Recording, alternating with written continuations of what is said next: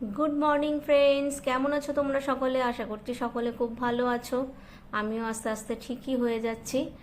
তো আজকে যে ভিডিওটা নিয়ে চলে এলাম সেই ভিডিওটা একটুখানি বাইরে খেতে গিয়েছিলাম লাস্ট ফ্রাইডেতে রাত্রেবেলা।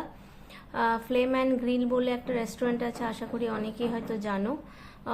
মানি স্কোয়ারে আমরা যে ফ্লেম অ্যান্ড গ্রিলটা আছে, সাউথ সিটিতেও একটা আছে, আমরা মানি স্কোয়ারটাতেই গিয়েছিলাম খেতে।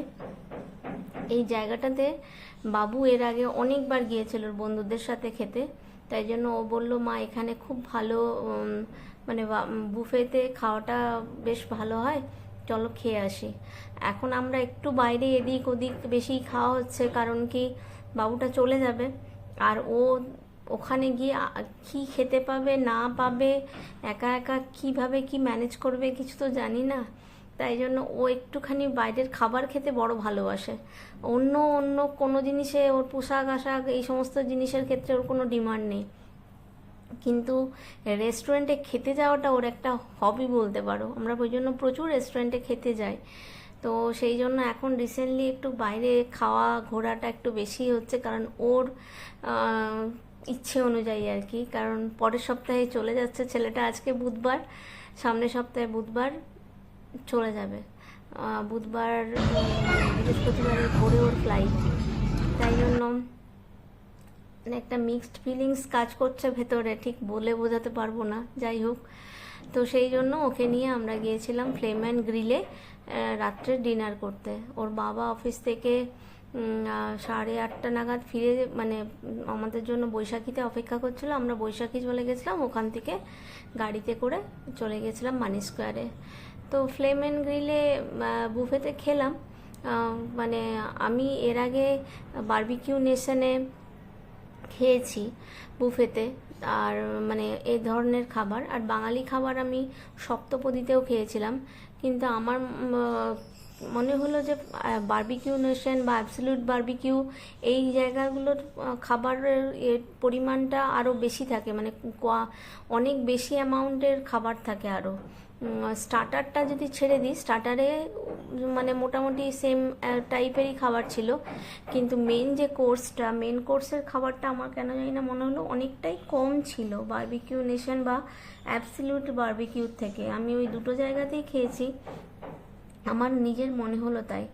তো যাই হোক, রাত্রেবেলার খাবার ছিল, খুব বেশি খাবার তো মানে সবগুলো তো ট্রাই করিনি, খুব অল্প পরিমাণেই খাবার খেয়েছিলাম।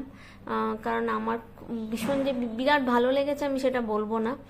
ওরা বাচ্চা মানুষ, ওদের ওই স্টার্টারে প্রচুর পরিমাণে চিকেন সার্ভ করে ওরা। আমি তো চিকেন অতটা পছন্দ করি না। আমি চিংড়ি মাছটা আমার ভালো লেগেছিলো ওখানে, চিংড়ি মাছটা খেয়েছিলাম।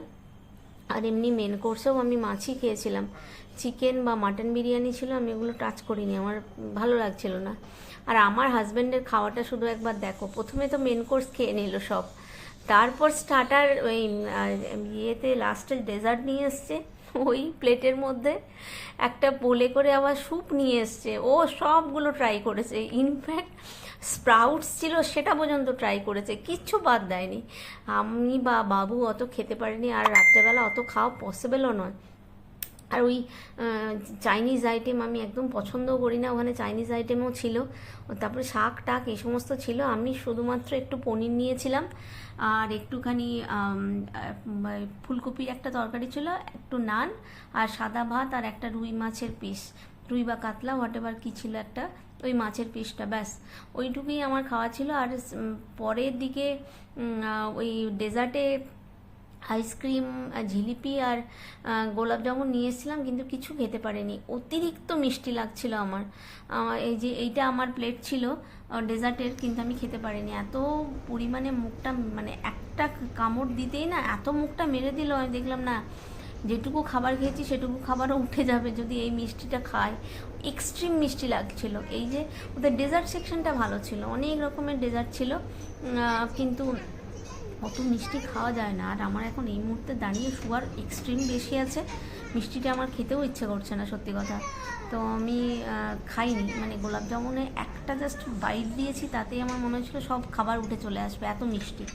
যাই হোক, মোদ্দা কথা ডেজার্ট সেকশনে ভালো ডেজার্ট ছিল, স্টার্টারও ভালো ছিল।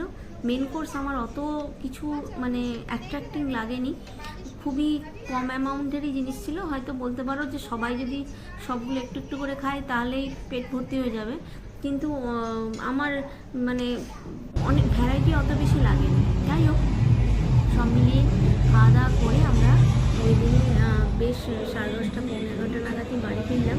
এটা একদম মানিস্কার মলের একদম টপে, টপ ফ্লোরে একদম। তো যদি কেউ না গিয়ে থাকো একবার ট্রাই করতে পারো, মানে খুব খারাপ আমি বলছি না, ঠিকঠাক আর কি। তো যাই হোক, যদি ভিডিওটা ভালো লাগে তাহলে অবশ্যই লাইক করো, কমেন্ট করো, শেয়ার করো, চ্যানেলটাকে সাবস্ক্রাইব করতে একদম ভুলে যেও না। আর ভালো থেকো, সুস্থ থেকো। আর ততক্ষণের জন্য খুব তাড়াতাড়ি ফিরে আসছে।